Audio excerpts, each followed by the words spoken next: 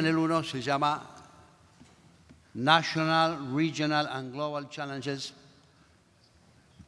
desafíos nacionales, regionales y globales, producto de la emergencia de las nuevas tecnologías. Para este panel voy a estar yo de moderador y de algún comentario, pero tenemos a Nina Belayeva.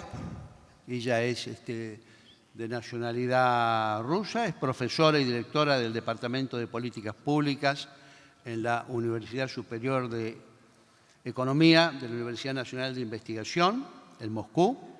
Es miembro del panel de expertos sobre la libertad de reunión de la OSCE y también, por supuesto, es profesora del Global Campus y tiene una relación con el Regional Master de los Balcanes en Sarajevo, con sede en Sarajevo.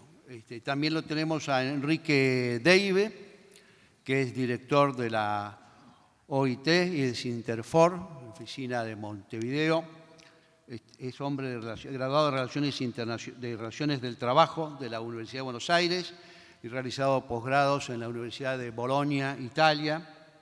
Es titular de cátedra de varias universidades en la Argentina y fue durante varios años secretario de Empleo, es decir, viceministro de Trabajo en la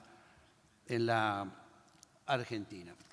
Así que yo voy a decir unas palabras de introducción, luego le vamos a pasar la palabra al doctor Deive para que hable del panorama conjunto de la nueva tecnología y finalmente Nina va a hacer una presentación más específica con algunos de los desafíos y algunos ejemplos concretos. Luego de eso esperamos tener un poquito de tiempo también para hacer algunas preguntas, respuestas o comentarios. Yo quisiera comenzar señalando por qué el tema.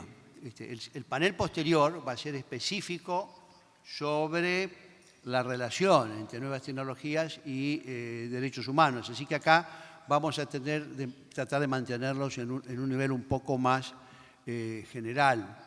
Y lo primero que quiero señalar es el dato que a veces se olvida, aunque en este encuentro lo queremos poner central, y es que estamos viviendo en el medio, en el curso de una extraordinaria revolución tecnológica. Una revolución tecnológica que es a veces denominada la cuarta revolución industrial y que me parece bien que se le dé esa jerarquía o esa trascendencia y que es una revolución o una transformación que está modificando todo, la forma en que vivimos, la forma en que nos comunicamos entre nosotros, la forma en que producimos y también la forma en que pensamos y sobre todo las formas en que se genera, acumula y distribuye el poder. Es decir, no es una cuestión menor. Lo que está cambiando es hechos muy básicos de lo que fue la revolución industrial y sus posteriores modificaciones, la revolución con la industria, no solo la de la textil, la del vapor, sino ya la del ferrocarril, la de la industria pesada, etcétera, etcétera. Estamos viviendo una gran transformación y no somos conscientes totalmente de ella. Yo siempre recuerdo un programa de Naciones Unidas para África que cuando comenzó esta revolución en las comunicaciones y el desarrollo de Internet, estableció y trabajó muchos años en un programa para difundir, para que en cada aldea llegara a haber una computadora, pensando que la computadora iba a producir un salto en las posibilidades de información y de comunicación de esas distintas aldeas que estaban muy aisladas. Esto tuvo una serie de desarrollos de mucho tiempo, dificultades, el problema de la energía, el problema de la distribución. Entonces, bueno, la verdad es que a la hora de que había avanzado el programa, resulta que la comunicación se había desarrollado muchísimo más, pero a través de los teléfonos.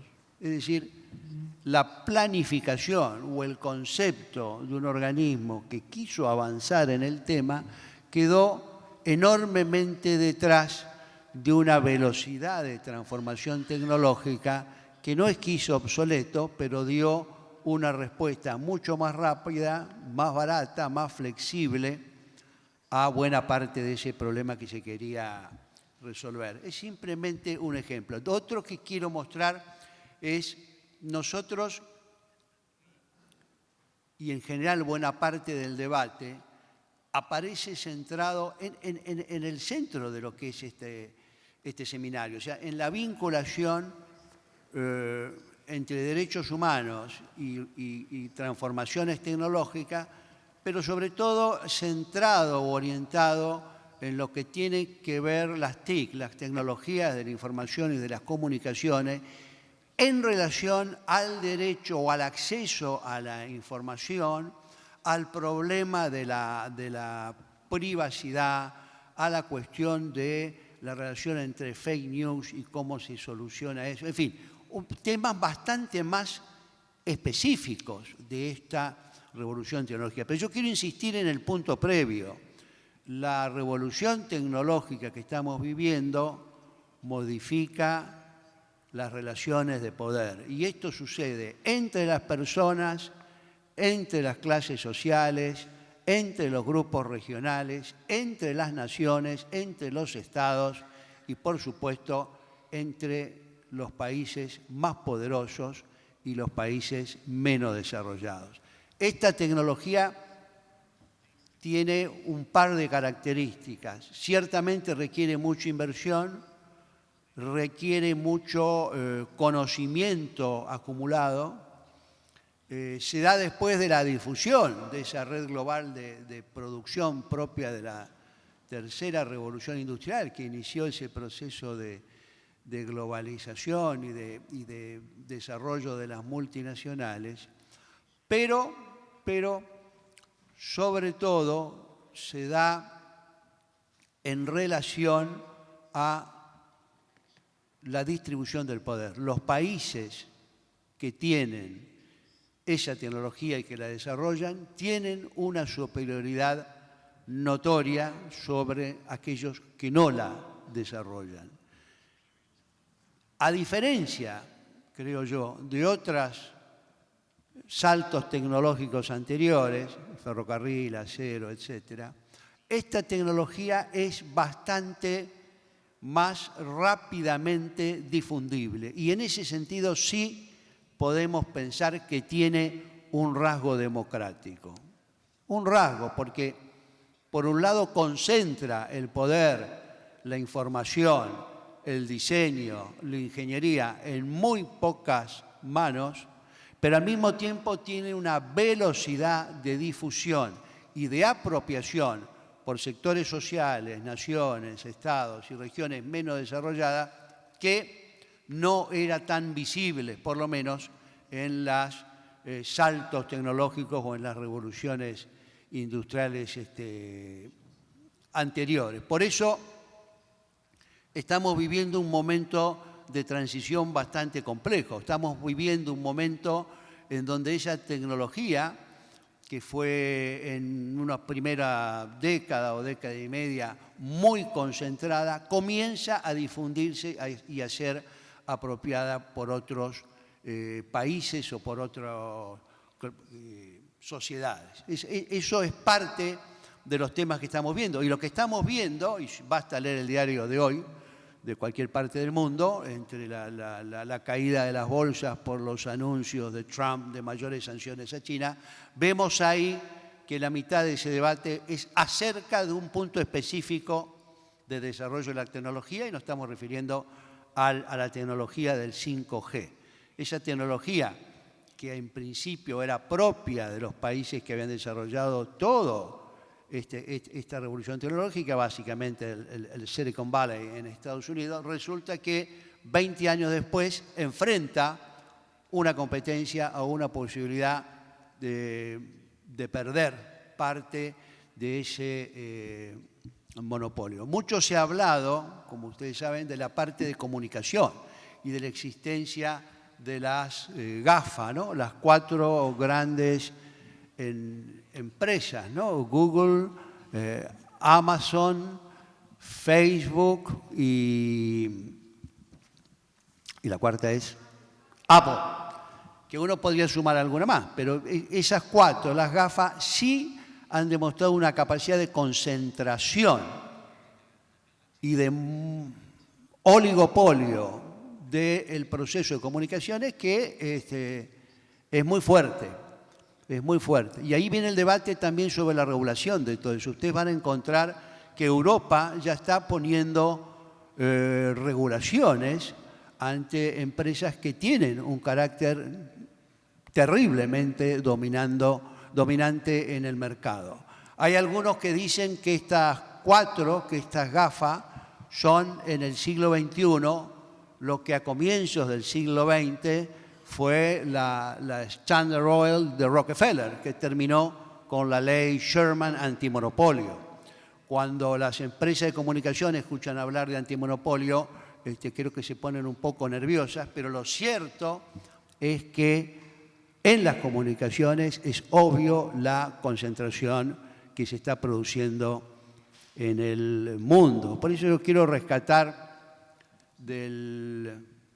no sé si del olvido, pero del silencio a instituciones y personas que décadas atrás, cuando estaba comenzando todo eso, en los 70 plantearon la necesidad de la democratización entre los estados de la información y de las comunicaciones. Me estoy refiriendo a la UNESCO y al plan de agencias de desarrollo de información en el mundo en desarrollo que impulsó tanto el entonces director general Amadou Matar Mbo, y que fue arrasado por Estados Unidos, que se fue de la UNESCO simplemente para paralizar ese plan en aquellos años. Volviendo, para no perderme.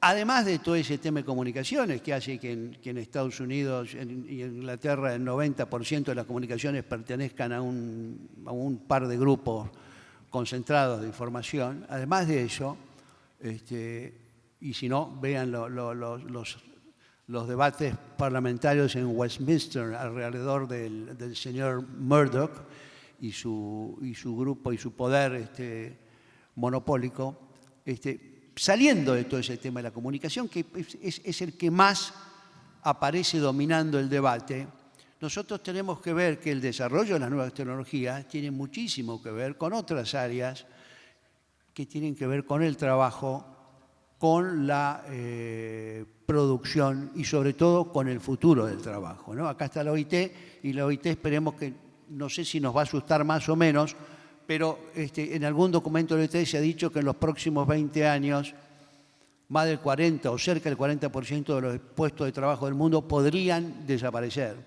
no necesariamente desaparecer. Lo cierto es que no es solo un problema de la información, del derecho de informarse y de si la fake news o si el reconocimiento facial. Lo cierto es que la forma en que se produce y el rol de la máquina y en relación con el trabajador y el desarrollo de la robótica, del trabajo y de la inteligencia artificial están produciendo enormes transformaciones en el mundo del trabajo.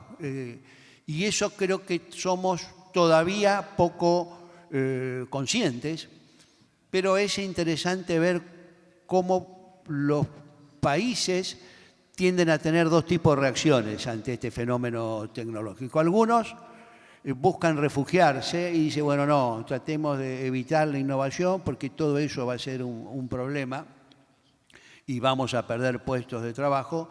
Y otros más audazmente tratan de desarrollar esta forma de robótica e inteligencia artificial y a partir de estos desarrollos generar nuevas fuentes de trabajo que permitan, al contrario, mayor valor agregado, mejores salarios y mejor calidad de vida. Así que el tema de las nuevas tecnologías no lo veamos solo como un problema de la comunicación, veámoslo como un problema de la producción y veámoslo también como un problema de la forma en que nos relacionamos en la sociedad. Con esta breve introducción vamos a pasarle la palabra a Enrique David para que nos dé un panorama y nos aclare todas las dudas que nosotros tenemos. Gracias.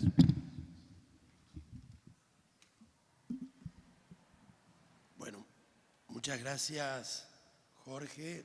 En primer lugar, agradecer esta oportunidad, esta invitación a participar de este salón de clase, de esta importante actividad. Realmente estoy muy impresionado de ver la magnitud que tiene este campus global, esta posibilidad de estudio y de reflexión que la verdad no conocía.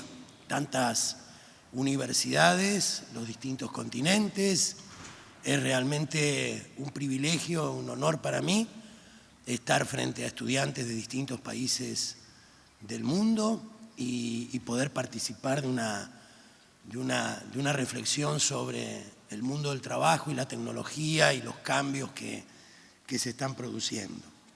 La introducción de Jorge, que realmente muy completa y a pesar de lo sintética que resultó, me parece que da un primer puntapié como para pensar y plantear algunos problemas vinculados al mundo que nos toca vivir hoy. Y lo primero que quisiera decir es que la OIT, la Organización Internacional del Trabajo, a la cual pertenezco, es un organismo del sistema de Naciones Unidas que precede a las Naciones Unidas. Este es el año del centenario de la OIT. Fue creada en el año 1919 como consecuencia del Pacto de Versalles, del fin de la Primera Guerra Mundial, por un acuerdo entre los países aliados para promover la justicia social como una manera de preservar o contribuir a la paz mundial. Y la característica que tiene la Organización Internacional del Trabajo, a diferencia del resto de las agencias de Naciones Unidas, es que la OIT es un organismo cuyo modelo de gobernanza tiene que ver fundamentalmente con el diálogo social, porque quienes toman las decisiones en la OIT son los gobiernos a través de los ministerios de trabajo, los empleadores y los trabajadores a través de sus organizaciones más representativas, y eso le da un carácter sumamente distintivo. Y ha prevalecido durante 100 años este espíritu de diálogo para resolver los conflictos, para resolver las mejores normas que protejan el trabajo en el mundo. Una organización integrada por 187 países y que tiene, como les decía, esta característica de el diálogo como la base fundamental de su funcionamiento. Y lo que primero quisiera decir es que la OIT en el año 2015 impulsó, a través de su director general, Guy Ryder, la iniciativa sobre el futuro del trabajo. La OIT fue de alguna manera vanguardia en un tema que fue escalando desde el 2015 hasta nuestros días, donde hoy es una preocupación de todas las agencias de las Naciones Unidas, del sistema multilateral, de las agencias especializadas. Es una preocupación y un tema de investigación, de análisis, de reflexión que está muy presente. Porque tal cual nos introducía Jorge Tayana, el tema del avance tecnológico en estos últimos años, en estos últimos diseños, ha ido de una manera creciente, y si algo caracteriza esta época es justamente la aceleración con que se producen los cambios tecnológicos. Hay distintos ejemplos donde uno podría decir que lo que hace 100 años tardaba 20 años en modificarse una tecnología o modificarse un sistema, hoy tarda un año, meses. La línea del tiempo ha cambiado significativamente.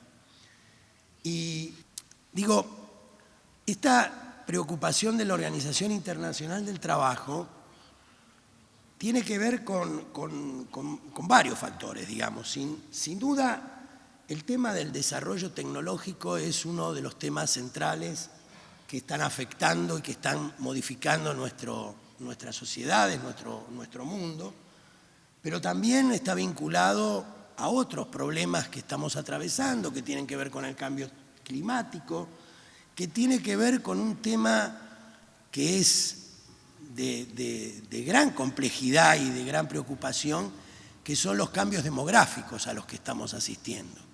Hoy estamos en un proceso de envejecimiento poblacional por dos factores, por la caída de la tasa de natalidad y por otro lado, por la expectativa en el aumento de la vida, del tiempo de vida de las personas, lo cual pone en crisis los sistemas de protección social, los sistemas de seguridad social en general, y generan preocupación de cómo sostener una sociedad que cada vez tiene más cantidad de mayores adultos que de jóvenes, y que el problema de sostener los sistemas de protección social y de seguridad social en particular empiezan a tener cada vez más dificultades en encontrar respuestas y en encontrar una salida adecuada. Pero a esta serie de problemas yo quiero centrarme un poco en lo que estábamos planteando en materia del cambio tecnológico, en materia de lo que está sucediendo en el mundo. Y cuando uno ve, y yo pongo acá algunos ejemplos, ¿no? Es decir, Foxconn es una gran empresa que reemplaza a 600.000 trabajadores por robots. Adidas deja la producción en Alemania por una fábrica de alta tecnología. Hay otros ejemplos contundentes que no solo se tratan de robots, sino también de sistemas de inteligencia artificial. La inteligencia artificial Watson de IBM puede diagnosticar el cáncer con un 90% de exactitud mejor que los médicos, que un promedio de los médicos. Esto puede parecer alarmante, pero en realidad el manejo de una innumerable cantidad de algoritmos que permiten llegar a este tipo de resultados es algo que está impactando fuertemente en el mundo. Y no solo, también en materia de inteligencia artificial, podemos ver que hay empresas de seguros en Japón que reemplazan a los que reciben reclamos por máquinas, por máquinas inteligentes. Eso lo vemos todos los días, permanentemente. Hay situaciones donde, por ejemplo, un hotel 100% automatizado en Japón abrió hace algunos años, pero bueno, también la noticia es que está nuevamente cerrado porque no ha podido dar una respuesta adecuada, entonces tuvieron que dar marcha atrás. Pero eso no significa que no va a ocurrir, o sea, evidentemente han aparecido problemas, no daba el resultado que se esperaba y están reviendo la situación. Pero hay infinidad de temas vinculados al desarrollo tecnológico y hay cuestiones que están presentes todos los días. El tema de lo que hoy denominamos la economía de las plataformas, que tiene que ver con una innumerable cantidad de apps que están a disposición de manera permanente, nacen todos los días, cientos, miles de aplicaciones que permiten resolver distintos temas de la vida cotidiana. El desarrollo de los automóviles híbridos o eléctricos es cada vez más importante. Hay ciudades en el norte de Europa que ya el 60% de los automóviles son híbridos. Hay ya una gran cantidad de automóviles que se manejan de manera autónoma, con lo cual uno piensa que los niños que nacen hoy no necesariamente una de las competencias que van a requerir cuando lleguen a la edad adulta sea manejar un automóvil, porque probablemente la posibilidad de tener automóviles autónomos sea una realidad permanente. A veces es muy difícil pensar en términos de proyección, digamos. Vivimos un mundo con muchas incertidumbres y con pocas certezas de lo que pueda ocurrir. Y en eso, recogiendo también lo que se decía recién, hay como dos miradas, ¿no? Una mirada pesimista que sostiene que en esta nueva revolución industrial que tiene robotización, inteligencia artificial, big data, mundo digital, que esta potente revolución industrial, esta industria 4.0, va a dejar muchos puestos de trabajo y que se va a agudizar el problema del desempleo, que es un problema ya en el mundo, pero que va a ser mucho más dramático y que no va a haber posibilidad de que se generen más puestos de trabajo de aquellos que se destruyen. Sin embargo, hay una mirada optimista que dice que no, que todas las revoluciones industriales han traído desempleo, pero han creado más empleo, que siempre, en términos generales, la sociedad ha avanzado, el mundo avanzó, mejoró sus posibilidades de calidad de vida. Cierto es que con serias brechas de desigualdad, y justamente estamos en una de las regiones del planeta donde la brecha de desigualdad es muy pronunciada y es uno de los problemas que no se han logrado superar. Pero a pesar de esa brecha de desigualdad, de esas dificultades, lo cierto es que el mundo ha ido mejorando, ha ido teniendo mejores oportunidades y mejores posibilidades de desarrollo. El desarrollo tecnológico ha mejorado la calidad de vida, ha permitido el mejoramiento de la ciencia, la tecnología en la medicina, en el desarrollo de la salud, ha permitido mejor condiciones de vida. Entonces ahí uno se tiene que parar en un lugar donde opta por esta visión pesimista o se inclina más hacia una visión optimista, ¿no? Yo siempre parafraseo algo que me parece importante, que es que al pesimismo de la razón hay que oponerle el optimismo de la voluntad, porque es eso lo que va a permitir transformar el mundo. Si no hay esa capacidad de pensar que la tecnología no sea solo un factor de preocupación, de cambio en las relaciones sociales, de cambio en las relaciones de producción, en los modos de producir, en los modos del trabajo, sino que también sea parte de una posible solución a estos problemas que la sociedad no ha logrado resolver. Hace unos años los países en el seno de las Naciones Unidas se plantearon los Objetivos de Desarrollo Sostenible. Fueron los países de manera unánime que adoptaron 17 Objetivos de Desarrollo Sostenible muy ambiciosos, muchos de ellos difíciles de alcanzar. El objetivo número 1 es eliminar la pobreza extrema en el planeta al año 2030. Luego tenemos tener educación para todos y una educación permanente a lo largo de la vida. El objetivo 8 plantea trabajo decente y productivo para todos. Hay grandes objetivos y grandes dificultades por alcanzarlos, pero sin duda es el compromiso que los países han adoptado.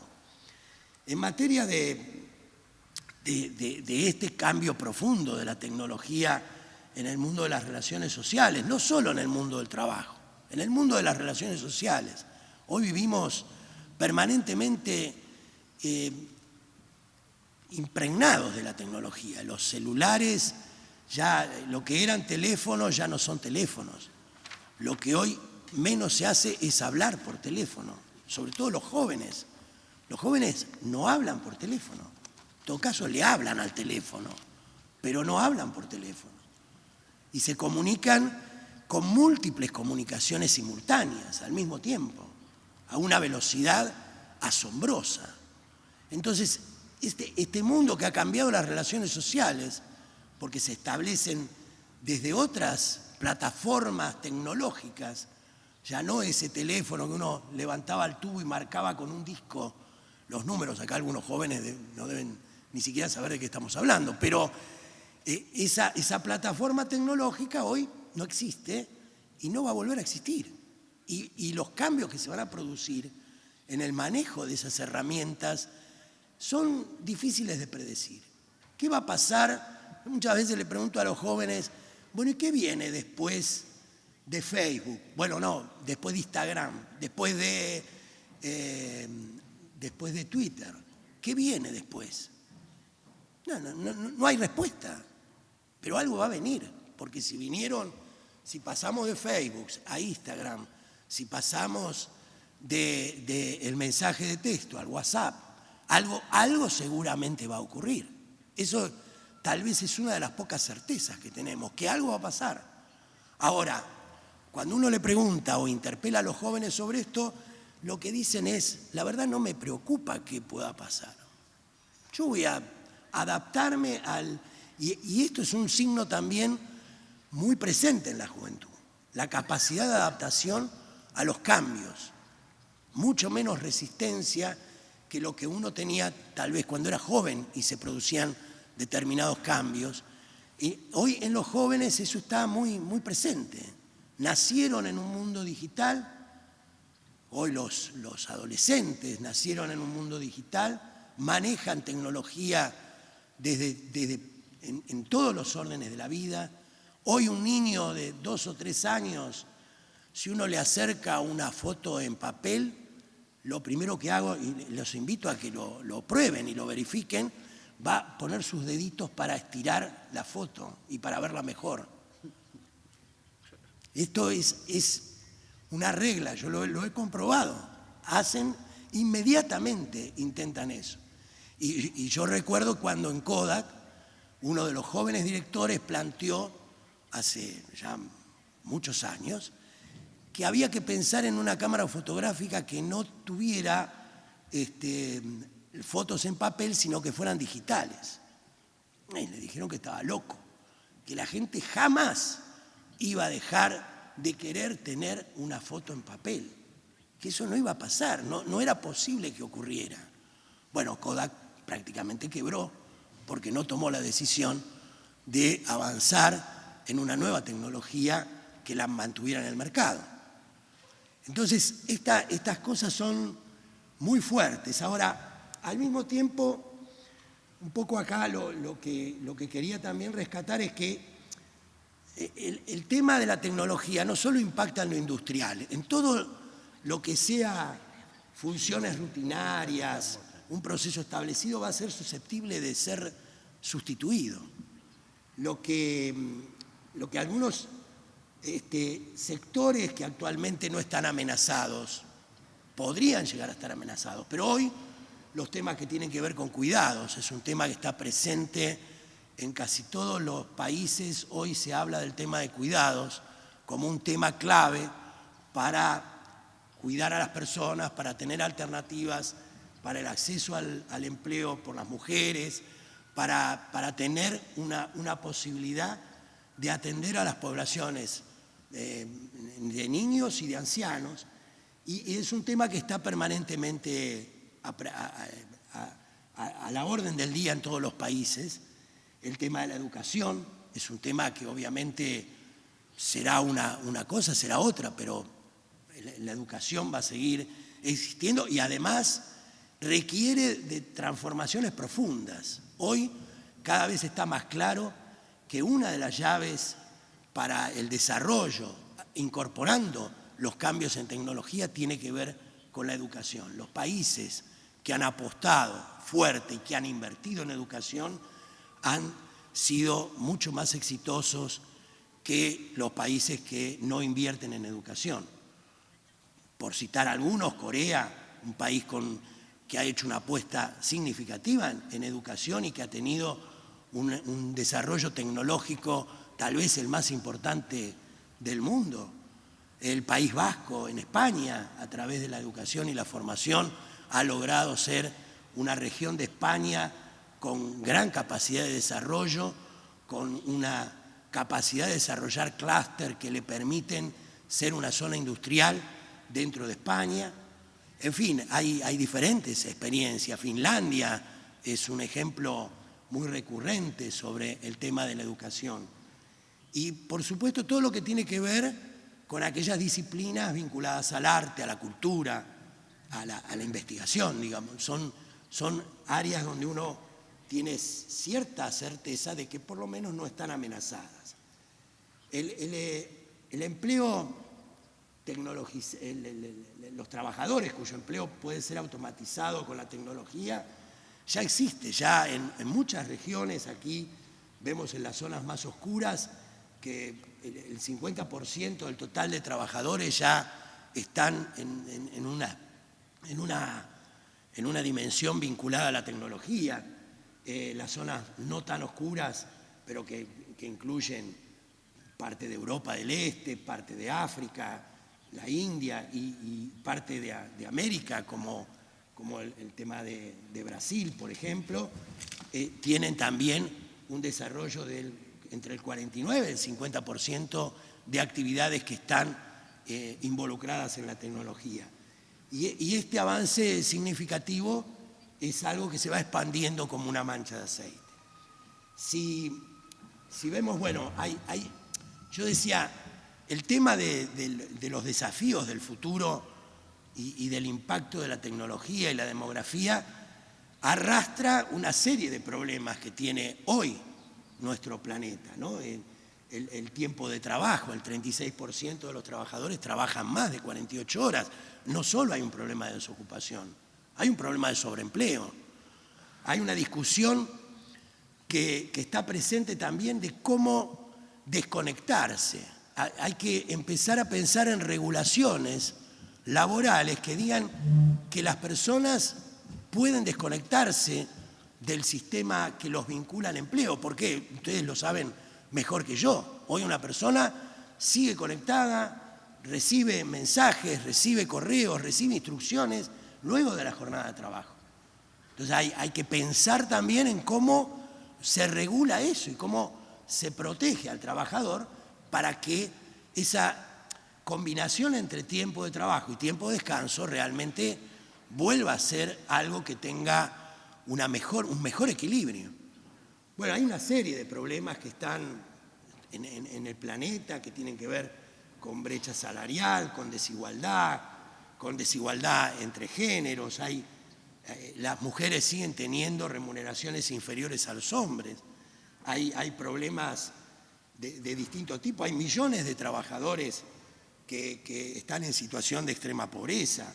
Hay empleos que deberían crearse antes del 2030 para estar en niveles de pleno empleo de 344 millones de empleos. O sea, hay muchas dificultades. El empleo informal, que es un tema serio para nuestra región, sigue teniendo una gran cantidad de trabajadores que están en el empleo informal y que muchas de las nuevas plataformas en realidad generan empleo informal, facilitan a las personas una serie de beneficios, pero por otro lado, en relación al empleo, a pesar de ese avance, encontramos situaciones de precarización muy importantes. Lo vemos y crecen todo el tiempo. Aparecen como Globe, como Rapid y Eat, Uber, que fue tal vez el que inició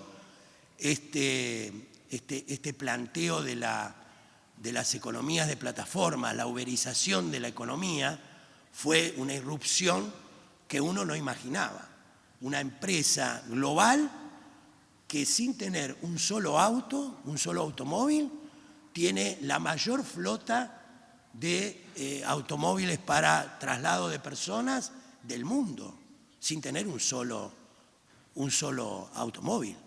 Airbnb es la plataforma que más ubicaciones temporales para turistas y personas que viajan que hay en el mundo, y no tiene un hotel, no tiene una sola habitación. Vincula a las personas a través de sus intereses, pero tampoco responden a ciertas regulaciones laborales que afectan al mundo del trabajo. En definitiva, un poco a modo de ir sintetizando en este sentido, el trabajo del futuro tiene que ver con lo digital, eso está sumamente claro. Se valoran las habilidades que no pueden automatizarse, o sea, hoy hay un importante interés en materia de formación profesional y de educación, de aquellas competencias denominadas soft skills o competencias transversales que tienen que ver con espíritu crítico, con disciplina en el trabajo, con creatividad, con todas habilidades que no tienen que ver con lo técnico específicamente. Pero sin duda se vinculan las habilidades técnicas con las habilidades emocionales o socioemocionales. Esa sería la forma virtuosa, cómo vincular las competencias técnicas con las socioemocionales. Voy a pasar un poco más rápido. Esto es lo que yo decía antes. Acá hay cómo se fueron desarrollando los programas de protección social en los últimos 100 años, y uno observa cómo han mejorado, digamos. Esto es lo que yo planteaba. Siempre hubo un proceso en el largo plazo y en grandes números, un proceso de mejora permanente, con lo cual la sociedad ha ido mejorando, y esto se verifica también, por ejemplo, en los convenios ratificados en la OIT, desde su origen en el 1919 hasta la actualidad, donde más países han ratificado los convenios que regulan los derechos fundamentales del trabajo. Hay un avance significativo en la sociedad en distintas variables que podemos tomar. Yo quiero comentarles ahora, por último, para ir finalizando, un informe que ha realizado una comisión que convocó la OIT hace 2 años, sobre un informe para que ayudaran a pensar sobre el futuro del trabajo, sobre qué iba a pasar o cuáles eran los elementos que había que considerar en este centenario de la OIT para que cuando se celebrara la conferencia anual, que se celebra en el mes de junio, hubiera un informe de especialistas. Aquí está la foto de los 27 que integraron esa comisión global, presidida por el presidente de Sudáfrica y por el primer ministro de Suecia, de altísimo nivel, para que produjera un informe que diera pistas, que diera orientaciones a cómo pensar el futuro del trabajo. Y este informe, que se dio a conocer el 22 de enero, que está discutiéndose en los países, en el mundo académico, en las distintas posibilidades, que no es mandatario para la OIT, pero que sí es una orientación, un faro, una posibilidad de pensar qué medidas deberían tomar los gobiernos, los trabajadores, los empresarios para lograr el título que le propusieron, que es trabajar para un futuro más prometedor. Y esto yo quiero destacar algunas cosas, recomiendo su lectura. Es un informe que ha superado las expectativas que tal vez uno tenía. Muchas veces en los organismos internacionales es difícil establecer pautas o determinadas cuestiones porque hay que entender la globalidad del mundo y las diferencias y las heterogeneidades que el mundo tiene. Entonces uno a veces piensa que un informe de esta naturaleza podría ser más declarativo, con algunas ideas interesantes, pero tal vez no lo que uno pretendería de un informe de este nivel. Sin embargo, y a mi criterio, en este caso mi criterio personal, es que el informe realmente es muy valioso, es muy imperativo, exhorta a los gobiernos y a los países a considerar una serie de cuestiones para lograr este futuro más prometedor. Se involucra fuertemente en la discusión sobre el impacto de las nuevas tecnologías y cómo están afectando al mundo, y exhorta a tomar medidas concretas para proteger el empleo, para proteger al contrato social, para generar condiciones donde se prevea la posibilidad de un salario garantizado para todos los trabajadores. Introduce una perspectiva que también se discute en el mundo, en muchos ámbitos, en el mundo académico y en muchos ámbitos, que tiene que ver con la renta universal o la renta básica universal para garantizar de un ingreso ciudadano a todas las personas. Pero en este informe se lo coloca en el lugar del trabajo, que lo que debe haber garantizado es un salario para todos los trabajadores, un salario mínimo que permita satisfacer las necesidades básicas, y se lo establece como un modelo de garantía universal de trabajo que deben procurar los países, que deben procurar los gobiernos y los estados. En este informe, que tiene, ya voy concluyendo, en este informe que tiene varios ejes, hay algo que me parece que es destacable, y es que plantea la necesidad de pensar en tres ejes de actuación.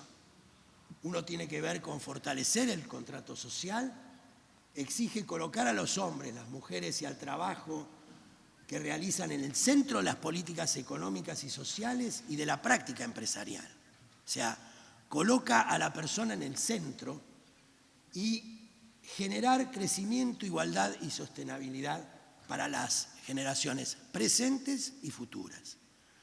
Esos son tres ejes claros. Y después este programa concentrado a las personas plantea tres capítulos. Uno tiene que ver con que hay que invertir en las capacidades de las personas, que invertir en el aprendizaje a lo largo de la vida, que invertir en la educación para todos, en una educación de calidad, en una educación que garantice igualdad de oportunidades. Esa es una de las dimensiones que toma. También en un sistema de protección social que garantice todas las transiciones que van ocurriendo en la vida humana, para que ese sistema de protección social garantice una vida aceptable para todas las personas. Tiene una segunda dimensión que tiene que ver con invertir en las instituciones del trabajo, invertir en fortalecer la negociación colectiva, el tripartismo, la posibilidad del diálogo social, que en muchos países se deteriora, que en muchos países va perdiendo importancia y peso. Y tiene por último una dimensión o un capítulo donde plantea la inversión en trabajo decente y sostenible. La palabra reiterativa que utiliza este informe es la de invertir. Invertir en el sentido más preciso del término. Cuando hablamos de invertir en las capacidades de las personas, no estamos hablando de un gasto en el Producto Bruto Interno, sino en una inversión para garantizar mejores condiciones para la vida de las personas. Entonces, la concepción de invertir que lo plantean en los tres capítulos tiene que ver con esto, con exhortar a los países a destinar recursos. Si no destinan recursos para resolver los problemas que está padeciendo la sociedad y que va a padecer producto de las grandes transformaciones, no hay posibilidad alguna de superar y de alcanzar los objetivos de desarrollo sostenible. Entonces, este es un eje que me parece central. Invertir en la capacidad de las personas tiene que ver con el aprendizaje a lo largo de la vida, con apoyar a las personas en las distintas transiciones, a un modelo de transformación para la igualdad de género, y tiene que ver también con reforzar la protección social, no con restringir la protección social, con reforzarla. A veces se dice que, bueno, que los sistemas de protección social, los sistemas de seguridad social tienen déficit. Bueno, pues habrá que encontrar la manera de que ese déficit no signifique pérdida de derechos, pérdida de protección a las personas, que signifique de qué manera los gobiernos, los trabajadores, los empleadores van a encontrar el mecanismo para mantener esos sistemas de protección social. En definitiva, como decía, va reiterando el término de invertir, exhorta a los países a buscar medidas, a discutir y a trabajar sobre estos temas, y va planteando finalmente que las responsabilidades son que el futuro no está determinado, que el futuro lo vamos a construir entre todos. La sociedad, las personas, las instituciones son las responsables de lo que ocurra en el futuro. El futuro no está determinado por un mágico sistema, es el producto de la construcción que pueda hacer la sociedad y de qué manera las personas van a estar a la altura de lo que exige el desafío, el tremendo desafío del mundo actual. Y tomando, dice el informe, responsabilidades que tienen que ver con revitalizar el contrato social. Hay que volver a insistir en la necesidad de un contrato social fuerte y duradero. Las responsabilidades que tiene la OIT como organismo regulador del sistema global en materia laboral, como la OIT tiene que recuperar su capacidad normativa.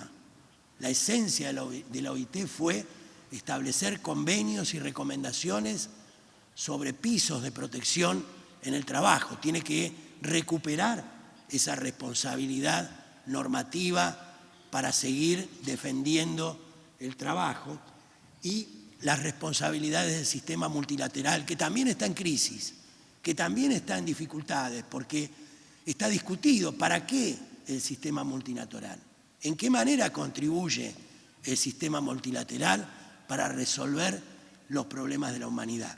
Y en eso también el sistema de Naciones Unidas está en un proceso de reforma profundo para dar una mejor respuesta a los países, para que los sistemas, para que las agencias de Naciones Unidas en los distintos países sean un actor que contribuya a resolver los problemas, que contribuya a la generación de políticas. La conferencia en el mes de junio va a tener una declaración, seguramente, y esperemos que esa declaración tome estas recomendaciones que ha hecho esta Comisión Global de Expertos, pero que además avance hacia un plan de acción, hacia cómo llegar a lograr ese futuro más prometedor. Yo vuelvo a reiterar mi agradecimiento, mi gran placer de estar aquí, de este privilegio de estar aquí. Y bueno, tal vez centré una parte en los temas de tecnología, pero me parecía que había que ponerlo también en un marco más amplio y donde además se advirtieran toda una serie de dificultades que no es solo la tecnología es un aspecto de los cambios que se están produciendo en el mundo importantísimo y fundamental, y lo hemos recorrido, pero sin duda es uno de los aspectos. Y por otro lado, el tema de derechos humanos está muy presente. El informe recoge también la necesidad de pensar en la relación entre derecho del trabajo y derechos humanos, entre derechos que están consagrados en los principios y normas fundamentales del trabajo, pero que son parte también, en un sentido más amplio, de los derechos humanos, y que el derecho humano a un mundo mejor también tiene que estar contemplado cuando uno piensa en transformaciones tecnológicas. Así que bueno, quedo a disposición para lo que quieran preguntar. Muchas gracias.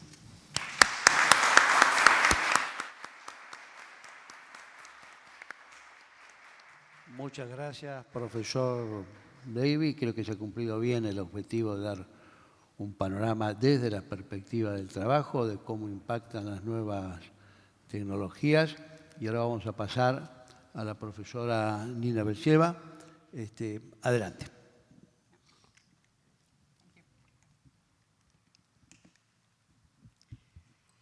Thank you so much, dear guests, dear students, professors, experts. I'm also very pleased to be here, but to tell the truth, I feel very much at home because the university, the teaching, the human rights are all the concepts that are global, so I feel very much at home and natural in this audience. And I think that my role and my duty in that panel is to focus more on the problems and the challenges, because I think the excellent presentation we've heard was very much about opportunities and about new tools that technology gives to the labor markets, to the protection of labor. And I would also mention, probably in a part of discussion, that there are more people now that prefer to be individual workers. So they do not need to go to the company. They just work on the internet. They are self-employed because they can use and work from home and just use their computer or their tablets, so that this part of technology is also providing for creating a completely new set of the workforce that are, global workers that can work anywhere in the world because they are very much in demand. And, but that all relates to wonderful opportunities that technology brings. But I believe that first panel for us is also to focus on the problems, on the challenges, like what is wrong. And yesterday, at the introductory speeches, we had many of these challenges already mentioned. So this is from restrictions to rights to use and access of information, to restriction of freedom of speech, to direct repression against the journalists, against bloggers, their arrests, their tortures, their forced disappearances. There's a lot of surveillance going on over internet where the face recognition is there, so it's used to trace the opposition and to curtail the opposition and directly pose repressions against those who disagree with the power. And together with all of those challenges, there are also coming other ones that relate to cost of services, that the services are being sold, the ones that the people don't want to buy, or their data is being harassed and hacked, and then it becomes available to broader number of internet users, or their personal data, including the banking data, is being used, so it relates to the individual private needs of the person. But there's the whole different cluster of the problems when we haven't spoken about that, but I believe we need to recognize that. This is when, because usually we speak about the citizens versus power, that the citizens are always on the good side, they're workers, they're users, they're individuals, and then their officials and the powers are those opposing threat. But I believe we would not catch an important field of the problems if we also don't recognize there are certain individuals that are coming together for the values that probably most of us do not share. And we have to also recognize that there are certain social groups that use internet for quite the other purposes. So I was trying this, last 2 days to think over how to make sense of all of those challenges and trying to typologize them and looking to the causes. How can we deal with all of those problems, kind of making them a little bit structured. And so I just want to share some thoughts with you and probably provoke some discussion today or in the coming days that may come in the students' presentations, because I think there are 3 major clusters of these challenges. And the first I would call the challenge of power. Because when we talk about technologies and all the scientific inventions, what is most important is who is using them and for which purposes. And if we speak about challenge of power, we just have to recognize who does have the power. And our moderator already mentioned about the power struggles in the use of technology. And when we speak about challenges related to power, this is all about restrictions. This is about manipulation of information. This is about posting and protecting fake news when it is intentionally fake to manipulate the public opinion.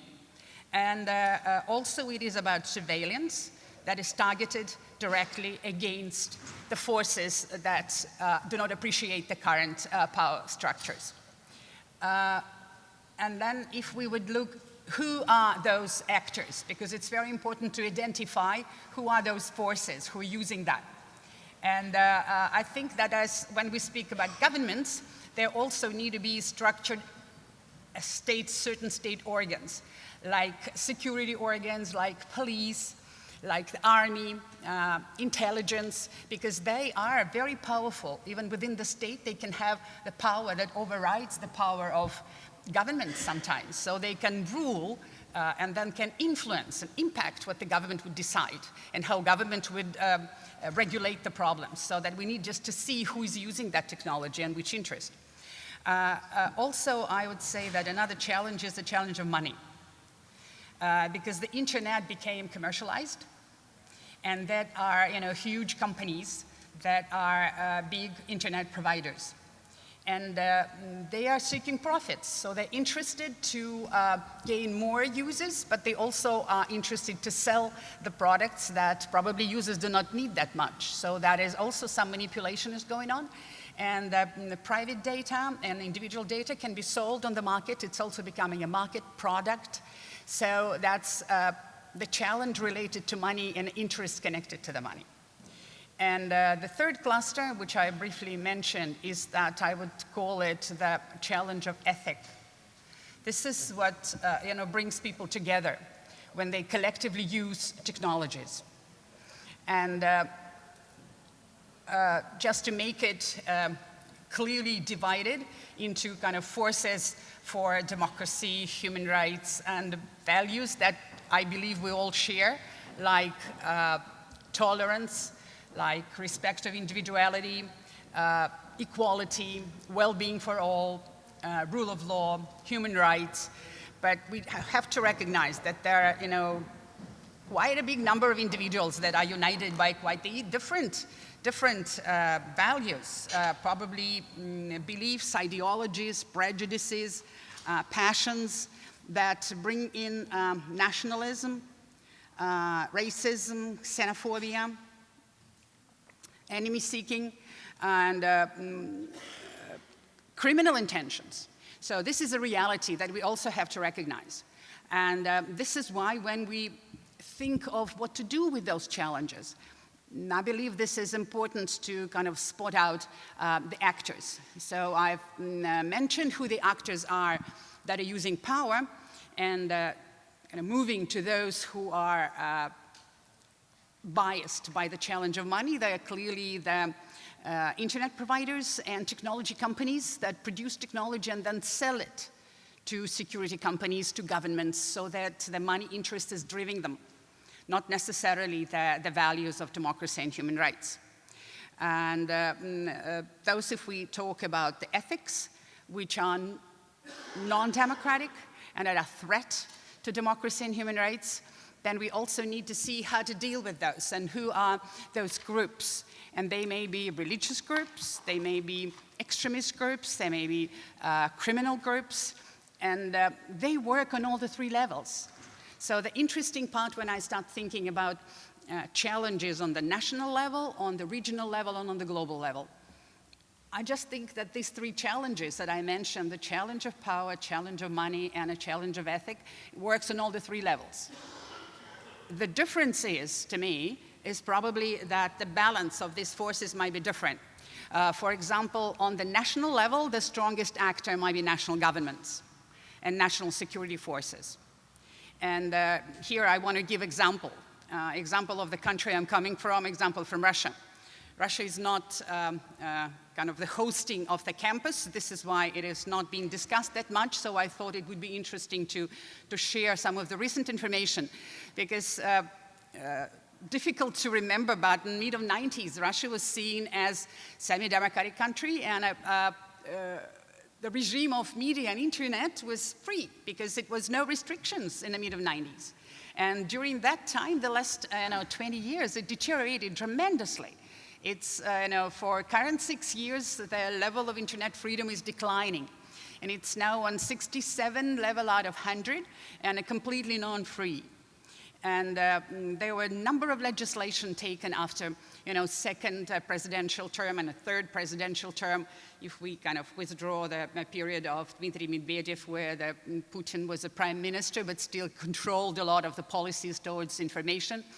We had, and particularly after the aggression in the Crimea in 2014, there were a number of very harsh laws that attacked the democracy and civil society, including the law on foreign agents, and the very recent laws that have to be mentioned in the audience that is caring about human rights is the law on fake news that was enacted in March this year, and the law on insult of power in the internet. So they were both enacted in the end of March. And this is tremendously restrictive because, as I mentioned, Russian internet community developed as a free one. And in terms of ethics, there is about 20–25%. It's still share democratic values and were against aggression and do not support the current foreign policy. So it's a substantial number of people that is very much in need of the free media, of a free expression, of the opportunity to exchange freely and to use technologies and internet services for promotion of rights, for equality, for working equally with others, not infringing the others' rights. And so this community is tremendously threatened and abused because of that new legislation. For example, that laws on fake news, the fake news is described as everything that does not, the news post in the media, including the internet media and including the bloggers and social media, which is not adequate to reality. Then the question is who defines what reality is. It is being defined clearly by the security organs. They are the ones who claim that what the bloggers are saying is fake. Because they have a different information and they manipulate information than their interest. So everybody who is being recognized as publishing fake news would be published by a tremendous fine by 1,500,000 rubles, which is about $23,000. So no social media would have that money ready to pay the fine. It means that they will be destroyed. And for individuals, this is a little less type of fine, but if you do it second time, it would be doubled. And if there is another misuse of that, the people could be arrested. So it is a criminalizing of the normal use of alternative ideas and information, which internet is living for. So that is being under attack and being harassed. And another one is insulting the power. And insulting the power is basically every type of criticism. Because when opposition and those people who don't appreciate the current policies in any country, they criticize quite sharply, quite harshly, sometimes using sharp words and expressions, but this is always critical. And this criticism is being now regarded as insult. And the people who are being defined by authorities, they've been insulting the power, also subject to enormous fines, and if it's done a number of times, they could be arrested. So this is, again, taking away the basic democratic right of independent thinking, of freedom of speech, of criticism, of the right to protest, of right to assembly, of right to associate, because this is also targeted against the organizations and civil associations. So, and a final law that has been enacted just on 1st of May, that has been considered as the most dangerous that of those being accepted so far, adopted so far. It is about the sovereign internet. What is the sovereign internet? That's very easy to compare with what is existing in China, so that the state keeps sovereignty over the internet. Then the internet stops becoming international, so it's becoming a national network that could largely be controlled by the government, so that internet providers are ordered to bring their service in the territory of the country and control the traffic. So the hope for the internet community, which is quite strong in the country, is that it technically would be very difficult to do, because Russia have enormous borders and a lot of providers, they work from outside, so they will be not easy. But what's important is being legitimized. So the law is enacted on the 1st of May 2019, just this month. So it legitimized the work of government to curtail the whole internet freedom. And this is then repressions may follow on. So that shows that the major actor that provides the challenges of restrictions and surveillance is the national government and security forces within the government. And Russia is not an exception, because it's not the worst out of the countries on internet freedom. Situation much worse in Egypt, in Sri Lanka, in China. And it is not about kind of competing who is worse, but the tendency is very frightening, is how quickly Russia is losing its freedom of internet. And that is just to give an example that on the national level, the challenges very often come from strong governments, particularly if they are non-democratic governments. When it comes to internet providers, it depends on the size of the country and the strength of the internet community in terms of the business community that providing the internet services companies. So in some regions, they are working from outside the countries. They're too big to work just for one of the countries.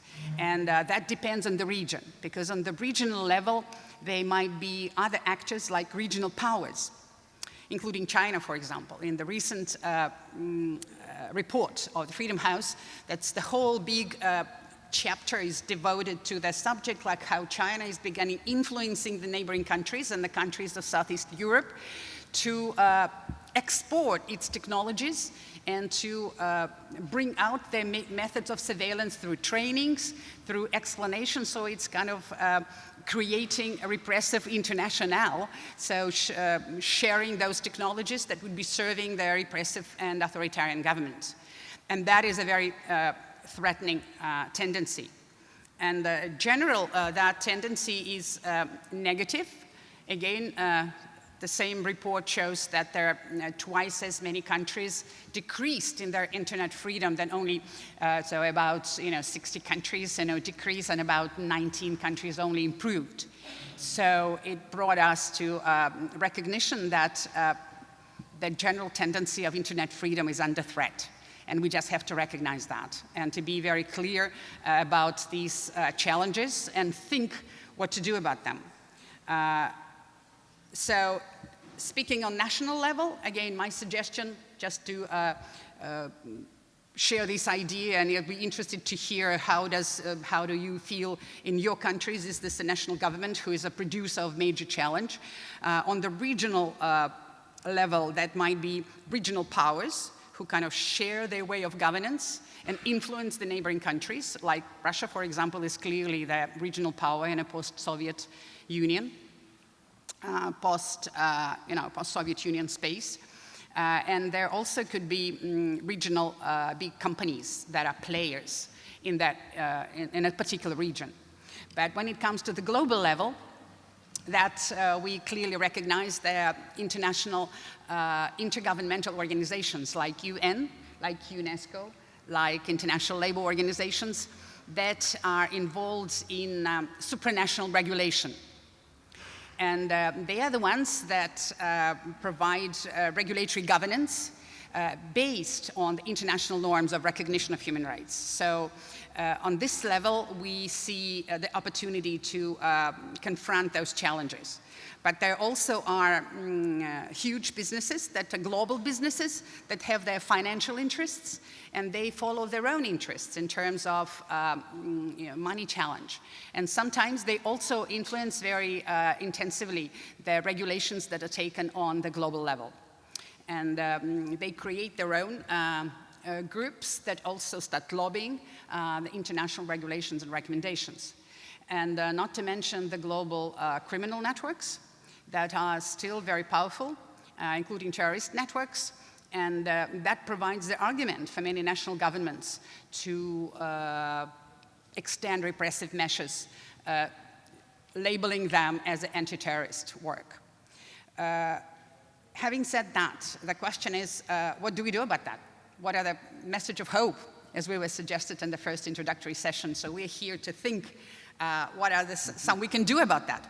So I think, again, against these three major types of challenges, there might be at least three different strong collective action and actors. Now, first of all, I would mention the knowledge communities and universities as they're playing the key role in that field. And what also comes to my mind is that how universities grow in a contemporary time. When we compare ourselves as Higher School of Economics, started very recently, only in 1992, when the new Russia have emerged and there was a reformist government, but the university wouldn't be able to start if there was not support by European Union, by TASIS program, by government of France, by London School of Economics. So university itself emerged as a collective action for creating and sharing common knowledge. And the new universities, and I'd be interested to know about San Martin University, they always have been created as a collective effort because the recognition that knowledge is a power is becoming very widely spread. And I believe that this is something that universities should build on. Because we consider that High School of Economics is a liberal university. And having 40,000 students and 3,005 teaching members, about 500 of them are foreign nationals, including European countries and American citizens, despite of the fact that with a hard relationship between Russia and the West, and Russia and European Union, and Russia and United States. So, and we have about 10% of foreign students, foreign nationals from all particular regions in the world. And then the question comes from my friends in ERMA program, how come that you've been able to teach human rights in this repressive environment? How come that your human rights program have not been closed so far? And it's thinking of that, it's kind of really the challenge to kind of sustain the island of liberal thinking and openness and teaching human rights and democracy in quite authoritarian environment. I think the only force and a power that we're getting is the power of internet and university community that are bringing together by technology. Because we're using a lot of MOOCs, these courses of massive online courses. We use a lot of Skype teaching.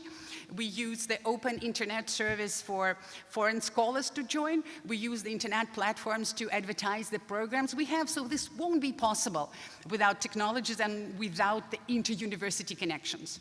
This is why what Global Campus is doing, bringing 100 universities together, is exactly the right response to the challenges, is creating power of knowledge as response to challenge of power.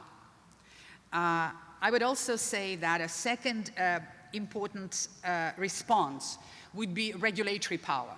And here, what's important to mention, one of the regional actors and a strong regional player is European Union. And regulatory power is more than just the conventions. It is also the norms of soft power. And what I'm proudly having here is the guidelines for freedom of peaceful assembly created by the panel of experts. The power of expert knowledge was already mentioned, but what's important that it is not only reports, but it is recommendations that are endorsed by the delegations of all 57 OSCE countries. This is already second edition. which promotes the rules and regulations and best practices about how the assemblies should be governed and operated in the member states. But what is important that about 5 years ago, most of these norms were translated to about 15 different languages, including Arabic, and used in many countries. And that is kind of showing that this regulatory power can well exceed the territory of the organ that's pronouncing that. And currently, the panel of experts is working on the 3rd edition. And what is remarkable news, because this 3rd edition is still not formally adopted, so it's in the form of manuscript so far, but it's already been agreed by members of Venice Commission. So I think it would be just this autumn when this be officially endorsed. And here, following the challenges of the current time, of importance of technologies in promotion of human rights, there is a special chapter of assemblies and new technologies. So first of all, there's a completely new paragraph saying that assemblies and new technologies, so that assemblies could be held both offline, like in streets and squares, but they also can be held online. And online assemblies should be protected by international law. And if this would be adopted, and there's a number of other recommendations by the expert panel, including the obligations of the states to facilitate access to responsibility of the internet service providers, and a limitation of surveillance over the states.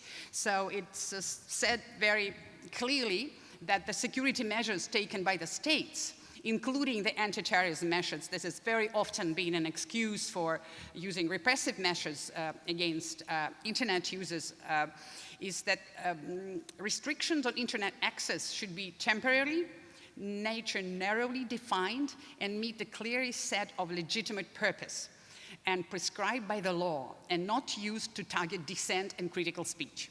So we believe this is quite a strong wording, to be checked by the countries and national legislation, because this establishes the standards. This is not a convention, so this could not be regarded as kind of the hard law. But this is still a very important way of influencing through the recommendations, regulations, standard setting, and sharing the best practices, so that the regulatory power of certain regional actors that can work in the regions establishing the norms and standards of working with technology and the purposes of using that is the second response. And the final one is creating democratic communities.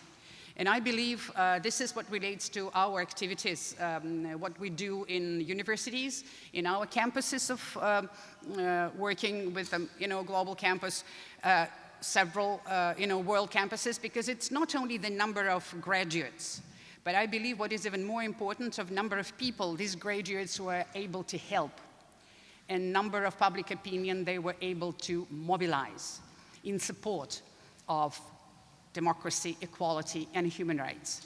And I understand that we're already exceeding the time, so I'm thinking that there are measures for us to work to confront those challenges, including the knowledge communities, regulatory power, and creating democratic publics that can work with us together to confront those challenges. That's what I think. Thank you.